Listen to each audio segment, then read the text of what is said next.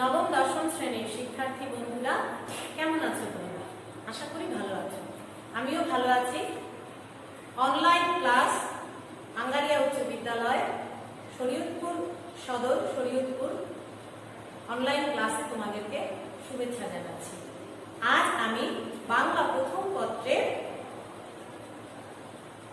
তোমাদের প্রবন্ধ পড়াবো শিক্ষা ও মনুষ্যত্ব। শিক্ষা ও মনুষ্যত্ব প্রবন্ধটি লিখেছেন মোতাহের হোসেন চৌধুরী। মোতাহের হোসেন চৌধুরীর শিক্ষা ও মনুষ্যত্ব পড়ার আগে এসো বন্ধুরা আমরা তার জন্ম পরিচয় অর্থাৎ লেখক পরিচিতি আমরা একটু জেনে নিই। জন্ম 1903 সালে কুমিল্লা জেলায়, অর্থাৎ মোতাহার হোসেন চৌধুরী জন্ম 1903 সালে কুমিল্লা জেলায়, মৃত্যু 1956 সালে 18 সেপ্টেম্বর। তার পৈতৃক নিবাস নোয়াখালী জেলার কাঞ্চনপুর গ্রামে। তার শিক্ষা জীবন অর্থাৎ তিনি লেখাপড়া করেছেন, এমএ পাস করেছেন 1943 সালে ঢাকা বিশ্ববিদ্যালয়ে।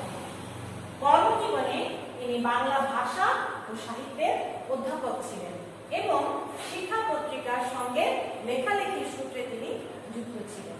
তার লেখার বৈশিষ্ট্যে প্রমথ চৌধুরীর প্রভাব লক্ষ্য করা যায় এবং তার লেখায় মননশীলতা ও চিন্তার স্বচ্ছন্দ প্রকাশ দেখা যায়। উল্লেখযোগ্য গ্রন্থ হচ্ছে সংস্কৃতি কথা, সভ্যতা ও সুখ। সভ্যতা ও সুখ এ দুটি হচ্ছে তার অনুবাদ গ্রন্থ। শিক্ষার্থী বন্ধুরা, সংস্কৃতির কথা প্রবন্ধটি সবচেয়ে মননশীলতার দিক থেকে অনেক বেশি বৈশিষ্ট্যপূর্ণ এবং এই গ্রন্থটি তাকে সুখ্যাতি এনে দিয়েছে। শিক্ষার্থী বন্ধুরা, এসো আমরা এখন মোতাহের হোসেন চৌধুরীর শিক্ষা ও মনুষ্যত্ব প্রবন্ধ সম্পর্কে কিছুটা জেনে নিই। শিক্ষার্থী বন্ধুরা, এই অংশটি তোমরা একটু তুলে নিতে পারো। জন্ম 1903 কুমিল্লা জেলায়, মৃত্যু 1956 18 সেপ্টেম্বর, পৈতৃক নিবাস নোয়াখালী কাঞ্চনপুর। শিক্ষা জীবন এমএ 1943 সালে ঢাকা বিশ্ববিদ্যালয়।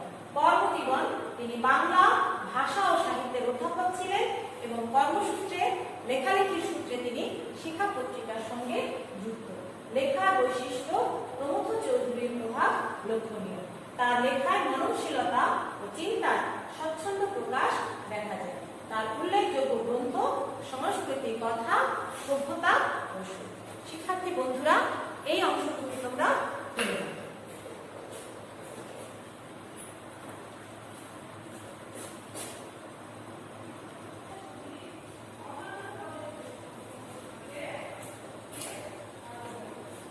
শিক্ষার্থী বন্ধুরা, প্রবন্ধ পাঠের ক্ষেত্রে বা বাংলা প্রথম পত্র পড়তে গেলে বাংলা সাহিত্য পাঠের ক্ষেত্রে সরল পাঠ অত্যন্ত জরুরি।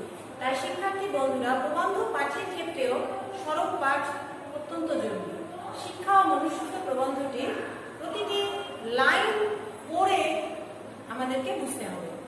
তাই প্রবন্ধ পাঠ এবং উচ্চারণ শেখার জন্যেও সরল পাঠ অত্যন্ত জরুরি। শিক্ষার্থী বন্ধুরা, তাই আমি তোমাদের জন্য একটুখানি সরল পাঠ করছি। এসো শিক্ষার্থী বন্ধুরা, তোমরা একটুখানি সরল পাঠটি দেখে নাও। মানুষের জীবনকে একটি দোতলা ঘরের সঙ্গে তুলনা করা যেতে পারে। জীব সত্তা সেই ঘরের নিচের তলা, আর মানব সত্তা বা মনুষ্যত্ব উপরের তলা। জীব সত্তার ঘর থেকে মানব সত্তার ঘরে উঠবার মই হচ্ছে শিক্ষা। শিক্ষাই আমাদের মানব সত্তার ঘরে নিয়ে যেতে পারে। অবশ্য জীব সত্তার ঘরেও সে কাজ করে।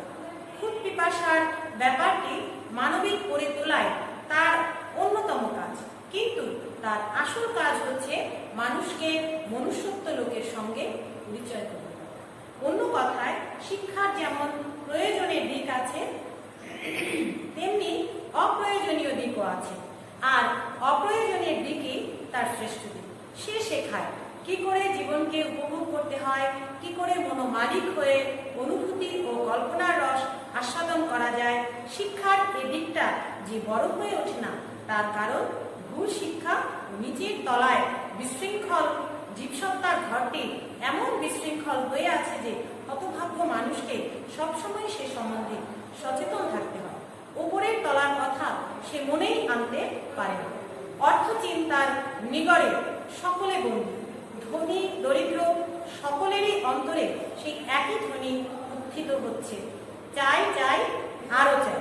তাই অন্য চিন্তা তথা অর্থ চিন্তা থেকে মানুষ মুক্তি না পেলে অর্থ সাধনাই জীবন সাধনা নয়, একথা মানুষকে ভালো করে বোঝাতে না পারলে মানব জীবনে শিক্ষা শোনা ফলাতে পারবে না। ফলে শিক্ষার সুফল হবে ব্যক্তিগত। এখানে সেখানে দু একটি মানুষ শিক্ষার আসল উদ্দেশ্যটি উপলব্ধি করতে পারে, কিন্তু বেশিরভাগ লোকই যে তিমিরে সেই তিমিরেই থেকে যাবে। শিক্ষার্থী বন্ধুরা, এসো আমরা এখন যে অংশটুকু পাঠ করলাম তার মধ্যে লেখক আমাদেরকে কি বোঝাতে চেয়েছেন তা একটুখানি বুঝে নেওয়ার চেষ্টা করি। লেখক মানুষের জীবনকে একটি দোতলা ঘরের সঙ্গে তুলনা করেছেন। অর্থাৎ যে শিশু মানুষের চেহারা নিয়ে জন্মগ্রহণ করে তার একটি সত্তা হচ্ছে জীব সত্তা, এবং সে যখন মানুষ হিসেবে আস্তে আস্তে বড় হতে থাকে তখন তার মানব সত্তাটি বিকশিত হতে থাকে। শিক্ষার্থী বন্ধুরা, আমরা একটুখানি বোর্ডে দেখে নেই, যদি মানুষের জীবনকে একটি দোতলা ঘরের সঙ্গে তুলনা করা যায় তাহলে জীব সত্তা হচ্ছে তার নিচের তলা। জীব সত্তা হচ্ছে জীব হিসেবে বেঁচে থাকার জন্য যে গুণগুলি মানুষের মধ্যে থাকে, যেমন ক্ষুধা, তৃষ্ণা, মানুষের যত জৈবিক চাহিদা, এগুলো হচ্ছে জীব সত্তা। মানুষের যত দোষ, যত ত্রুটি, এগুলো জীবসত্তার অন্তর্গত। অর্থাৎ প্রতিটি জীবেরই যা থাকে, ক্ষুধা, তৃষ্ণা, অন্যান্য জীবিত সত্তার যে চাহিদাগুলো থাকে সেই সকলই হচ্ছে জীবসত্তা।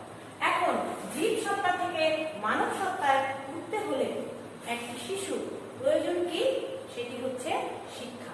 অর্থাৎ শিক্ষাই তাকে এই জীবসত্তা থেকে মানব সত্তার ঘরে নিয়ে যায়।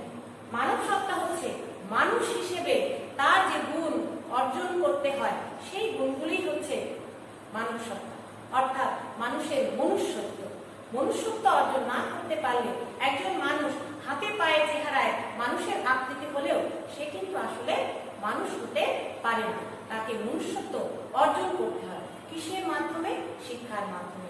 তাই লেখক শিক্ষাকে মই হিসেবে বলেছেন। অর্থাৎ নিচের তলার ঘর থেকে উপরের তলায় যেতে হলে আমাদের প্রয়োজন শিক্ষা। সে শিক্ষা শুধু পুঁথিগত বিদ্যা বা সার্টিফিকেট নয়, সে শিক্ষাটি হচ্ছে প্রকৃতি থেকেও হতে পারে, সমাজ থেকেও হতে পারে, বই থেকেও আমরা পড়ে শিখতে পারি। অর্থাৎ শিক্ষা মানুষকে অর্জন করতে হয়। লেখক আরো একটি কথা বলেছেন, অর্থাৎ এই যে শিক্ষা যাকে তিনি মই বলেছেন, যে মানুষের জীব সত্তা থেকে মানব সত্তায় ওঠার মই হচ্ছে শিক্ষা, সেই শিক্ষাকে তিনি দুটি ভাগে দেখিয়েছেন। একটি হচ্ছে শিক্ষার প্রয়োজনীয় দিক, আরেকটি হচ্ছে শিক্ষার অপ্রয়োজনীয় দিক। অর্থাৎ শিক্ষার প্রয়োজন আছে, যে শিক্ষা আমাদের অবশ্যই গ্রহণ করা প্রয়োজন সেটি হচ্ছে শিক্ষার প্রয়োজনীয় দিক। আর যে শিক্ষা গ্রহণ না করলেও চলে এরকম মনে হয় সে শিক্ষা হচ্ছে শিক্ষার অপ্রয়োজনীয় দিক। কিন্তু বিশেষভাবে লক্ষণীয় অপ্রয়োজনীয় দিকই হচ্ছে শিক্ষার শ্রেষ্ঠ দিক। লেখক এই জিনিসটি, এই কথাটি আমাদের কাছে ব্যাখ্যা করেছেন। অপ্রয়োজনীয় দিকই হচ্ছে শ্রেষ্ঠ দিক, কিন্তু অপ্রয়োজনীয় দিক যে আমাদের কাছে, শিক্ষার্থীর কাছে, অভিভাবকের কাছে শ্রেষ্ঠ হয়ে ওঠে না, তার কারণ ভুল শিক্ষা। যে শিক্ষা আমরা পাই সেটি হচ্ছে ভুল শিক্ষা। তাহলে শিক্ষার্থী বন্ধুরা, অপ্রয়োজনীয় দিকের আমরা কি উদাহরণ দিতে পারি? যেমন একজন শিক্ষার্থী, তার শিক্ষার প্রয়োজনীয় দিক কি? তাকে প্রতিষ্ঠিত হতে হবে, তাকে নিজের পায়ে দাঁড়াতে হবে, তাকে রোজগার করে খেতে হবে। অর্থাৎ সে যদি শিক্ষা লাভ করে তাহলে তার প্রয়োজনীয় দিক তাকে জানতে হবে। কি জন্য? তার জীবনে প্রতিষ্ঠিত হওয়ার জন্য। অর্থাৎ সে প্রতিষ্ঠিত হবে, সে চাকরি করবে, সে অর্থ রোজগার করবে, তার জীবনের দারিদ্র্য, দুঃখ এইগুলো দূর হবে। এইগুলো হচ্ছে তার প্রয়োজনীয় দিক। আর অপ্রয়োজনীয় দিক কি? অপ্রয়োজনীয় দিককে লেখক শ্রেষ্ঠ দিক বলেছেন। অপ্রয়োজনীয় দিকই হচ্ছে শ্রেষ্ঠ দিক। কেন শ্রেষ্ঠ দিক?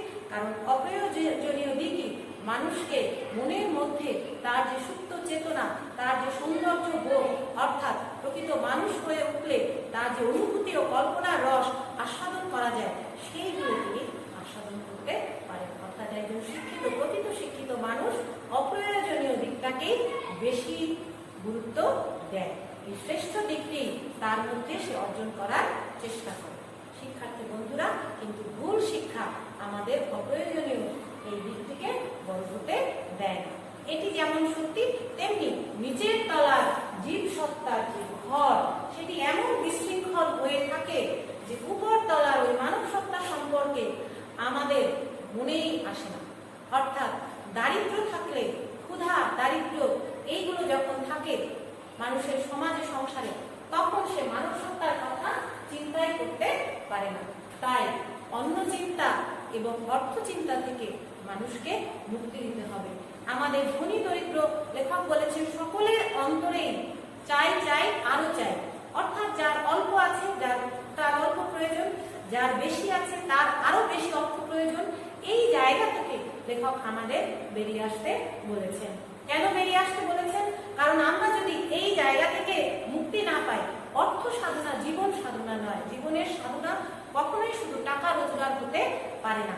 এই কথা যদি আমরা শিক্ষার্থীদেরকে, মানুষদেরকে, আমাদের নিজেদেরকে বোঝাতে না পারি, তাহলে শিক্ষা প্রকৃত অর্থে আমাদের জীবনে কোনো সুফল নিয়ে আসবে না। আমরা হব স্বার্থপর, আত্মকেন্দ্রিক মানুষ। শিক্ষিত হব আমরা, কিন্তু আমরা শুধু নিজের কথা ভাববো আর আত্মকেন্দ্রিক স্বার্থপর মানুষ হব। তাই শিক্ষার সুফল একটি কোনো কোনো মানুষের ক্ষেত্রে হবে, অর্থাৎ শিক্ষার সুফল হবে ব্যক্তিগত, তা জীবনে সোনা ফলাতে পারবে। তাই শিক্ষার্থীকে শিক্ষার অপ্রয়োজনীয় দিক এবং প্রয়োজনীয় দিক দুটি দিকে অর্জন করতে হবে। শিক্ষার্থী বন্ধুরা, অন্নচিন্তার নিগড় থেকে, অর্থাৎ নিগড় শব্দের অর্থ হচ্ছে শিকড়। অন্নচিন্তা অর্থাৎ আমাদের ভাতের চিন্তা, খাবারের চিন্তা। এখানে খাবারের চিন্তা দিয়ে বোঝানো হয়েছে আমাদের অন্যান্য মৌলিক চাহিদাগুলো যা আছে সেই চিন্তাগুলো। এই নিগড় থেকে মানুষকে মুক্তি দেওয়ার চেষ্টা করতে হবে, এবং এই যে চেষ্টা আমরা করছি, শিক্ষিত হয়ে আমরা যে প্রতিষ্ঠিত হওয়ার চেষ্টা করছি, এটা অভিনন্দনযোগ্য, লেখক বলেছেন। কিন্তু আমাদের লক্ষ্য সম্বন্ধে সচেতন থাকতে হবে। অর্থাৎ আমরা প্রকৃত শিক্ষিত মানুষ হব, আমরা শুধু সার্টিফিকেটধারী মানুষ হব না, আমরা শুধু রোজগার করার জন্য শিক্ষিত মানুষ হব না। আমরা এমন মানুষ হব যা শুধু আমার ভালো করবে না, আমার আশেপাশে প্রতিবেশী, আমার গ্রাম, আমার দেশ, আমার সন্তান, আমার সকলের জন্য আমার একটি সুচিন্তা থাকবে, লক্ষ্য সম্বন্ধে আমাদেরকে সচেতন থাকবে। অর্থাৎ মানুষ হিসেবে আমার লক্ষ্য কি সেই সম্পর্কে আমাদের সচেতন থাকতে হবে। কারণ লক্ষ্য সম্বন্ধে সচেতন না থাকলে শিক্ষা আমাদেরকে বেশি দূর নিয়ে যেতে পারবে না। শিক্ষার্থী বন্ধুরা, এসো আমরা পাঠ্য বইয়ে আবার একটুখানি সড়ক পাঠ দেখে নিই। তাই অন্নচিন্তার নিগড় থেকে মানুষকে মুক্তি দেওয়ার যে চেষ্টা চলেছে তা অভিনন্দনীয়, কিন্তু লক্ষ্য সম্বন্ধে সচেতন না থাকলে সে চেষ্টা মানুষকে বেশি দূর নিয়ে যেতে পারবে বলে মনে হয় না। কারারুদ্ধ আহারতৃপ্ত মানুষের মূল্য কোথায়? প্রচুর অন্ন বস্ত্র পেলে আলো হওয়ার স্বাদবঞ্চিত মানুষ কারাগারকেই সর্বতুল্য মনে করে, কিন্তু তাই বলে তা সত্যই স্বর্গ হয়ে যাবে তা নয়।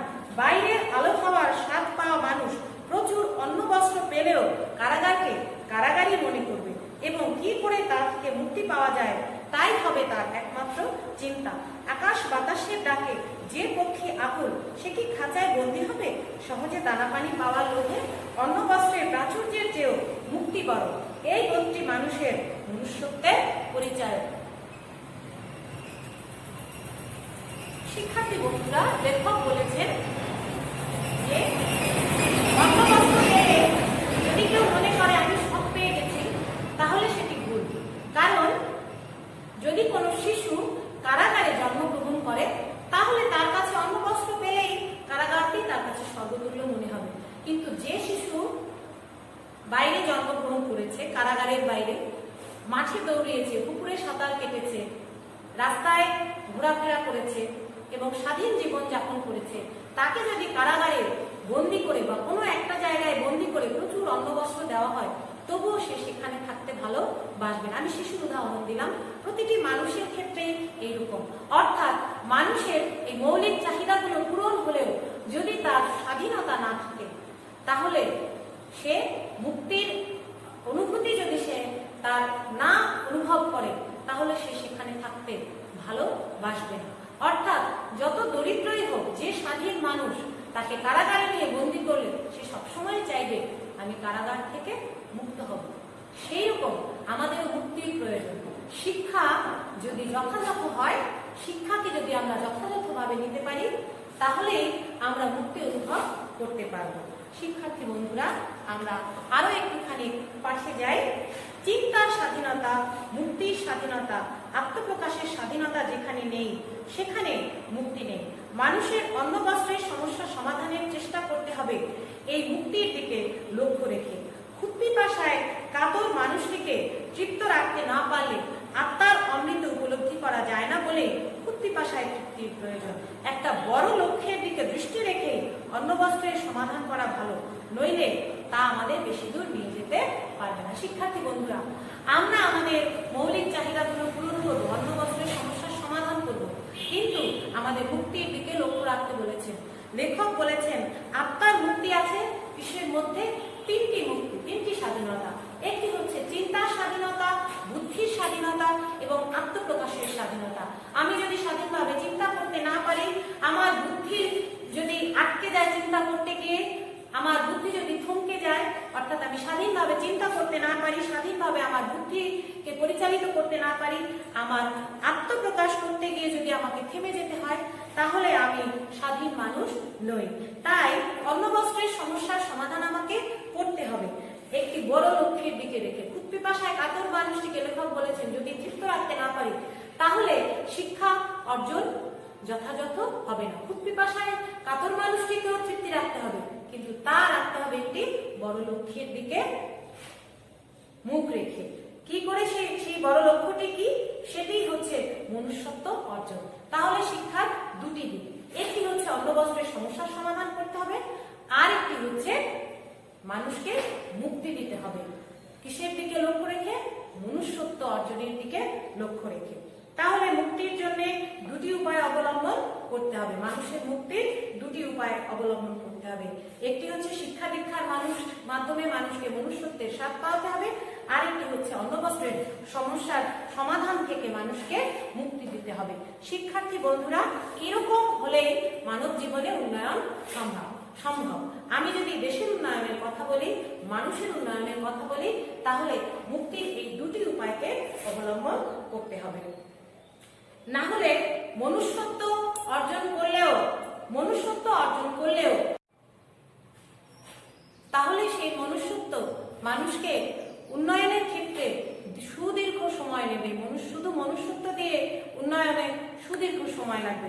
অর্থাৎ শুধু শিক্ষার উপরে নির্ভর করলে হবে না, অন্নবস্ত্রের সমস্যার সমাধানও করতে হবে এবং মনুষ্যত্বের স্বাদ পেলে অন্নবস্ত্রের দুশ্চিন্তায় মনুষ্যত্বের সাধনা ব্যর্থ হয়ে যাবে। শিক্ষার্থী বন্ধুরা, কোনো জিনিসকে, লেখক বলেছেন কোনো একটা জিনিসকে যদি আমরা উপরে তুলতে চাই, তাহলে সেই উপরে তোলার জন্য উপর থেকে টানার দরকার হয়, আবার নিচের থেকে ঠেলারও দরকার হয়। লেখক এই উপর থেকে টানাকে বলেছেন শিক্ষা, আর নিচের থেকে যে ঠেলে দেওয়া সেটাকে তিনি সভ্যতার সঙ্গে তুলনা করেছেন। একটি দেশের যে সভ্যতা, অর্থাৎ একটি দেশের যে প্রতিষ্ঠা, তার সঙ্গে তুলনা, সুশৃঙ্খল সমাজ ব্যবস্থা, তার সঙ্গে তুলনা করেছেন। শিক্ষার্থী বন্ধুরা, কোনো একটি দেশ উন্নয়নের ক্ষেত্রে যদি সুশৃঙ্খল সমাজ ব্যবস্থা নাও থাকে, তাহলেও শিক্ষা তাকে উন্নয়ন করে দিতে পারে, অর্থাৎ শিক্ষার মাধ্যমে সে দেশ উন্নত হতে পারে। আর সুশৃঙ্খল সমাজ ব্যবস্থা যদি থাকে, তাহলে শিক্ষা এবং সুশৃঙ্খল ব্যবস্থা দুটি একসঙ্গে হলে অবশ্যই সে দেশ খুব দ্রুত উন্নয়ন করবে। লেখক আরো একটি ব্যাপার আমাদেরকে বলতে চেয়েছেন, সেটি হচ্ছে প্রকৃত শিক্ষার কথা।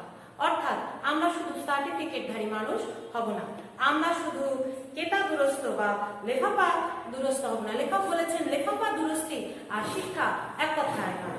অর্থাৎ পোশাকে আশাকে সার্টিফিকেটে আমি একজন শিক্ষিত মানুষ, কিন্তু শিক্ষিত মানুষ হিসেবে যে গুণগুলো আমার অর্জন করার কথা ছিল তার কোনো গুণ আমি অর্জন করতে পারিনি। তাহলে সে শিক্ষা প্রকৃত অর্থে আমার জীবনে বা দেশকে উন্নত করতে পারবে না। শিক্ষার মারফতে মূল্যবোধ তথা মনুষ্যত্ব লাভ করা যায়, কিন্তু শিক্ষা পরিবেশন অর্থাৎ যে শিক্ষা জ্ঞান পরিবেশন শিক্ষা নয়। লেখক বলেছেন জ্ঞান পরিবেশনের মাধ্যমে আমরা মনুষ্যত্ব বা মূল্যবোধ অর্জন করব। অর্থাৎ কতগুলো মূল্যবোধ একত্রিত হলেই সেটি হচ্ছে মনুষ্যত্ব। আর মূল্যবোধ অর্জনের জন্য জ্ঞান পরিবেশন প্রয়োজন, কিন্তু জ্ঞান পরিবেশন মূল্যবোধ নয় বা জ্ঞান পরিবেশন শিক্ষার সবটুকু নয়। জ্ঞান পরিবেশনের মাধ্যমে যখন মূল্যবোধ অর্জিত হয় তখনই সেটি হয় প্রকৃত শিক্ষা এবং মানুষ হয়ে ওঠে প্রকৃত মানুষ। তাই শিক্ষার্থী বন্ধুরা, আমাদের শিক্ষার প্রয়োজনীয় দিক এবং অপ্রয়োজনীয় দিক দুটোকেই গুরুত্ব দিতে হবে। প্রয়োজনীয় দিক আমাদের প্রতিষ্ঠিত হওয়ার জন্য, আর অপ্রয়োজনীয় দিক আমাদেরকে যথাযথ প্রকৃত মানুষ হয়ে দেশের এবং দর্শক কল্যাণের জন্য প্রতিষ্ঠিত হতে হবে। আপাতত এ পর্যন্তই শিক্ষার্থী বন্ধুরা। যদি তোমাদের কোনো প্রশ্ন থাকে তোমরা মেসেঞ্জারে আমার সঙ্গে কথা বলতে পারো। তোমাদেরকে সকলকে শুভেচ্ছা জানিয়ে আমি আজকের ক্লাসটি শেষ করছি। ধন্যবাদ সকলকে।